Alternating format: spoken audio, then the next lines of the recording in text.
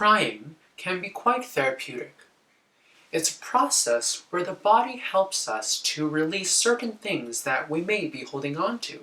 Unfortunately, there seems to be a negative connotation when it comes to crying, and we think of the act as a form of weakness. When we think of young children, it's very natural for young children to cry, but if we're honest, there are definitely times when their crying becomes a little too much for us to handle, and it may be in those moments where a callus slowly starts to form in our way of thinking about crying. Let's think for a second of the last time that we've cried.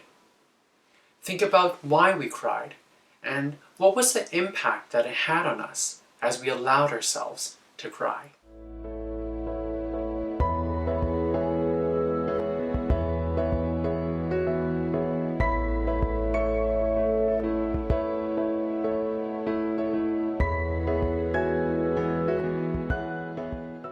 Picture this. You're with your grandchild or your niece or your nephew at home, and they're spending the day at home while their parents need to go to work. As their parents get ready to go to work and get ready to say goodbye, you notice that the child begins to be upset and begins to not want their parents to leave.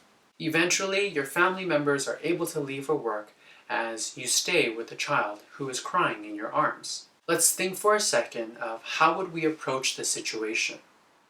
What are we thinking about the child's tears? And what is our goal in this moment?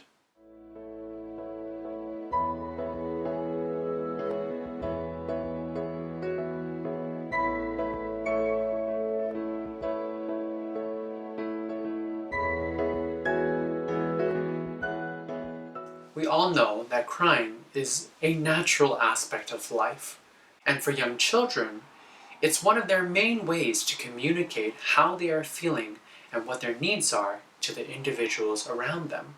That said, when crying is something that happens often and is almost inconsolable, it can kind of become unbearable. This is often because we think of crying in this manner, in that it's something that needs to be stopped.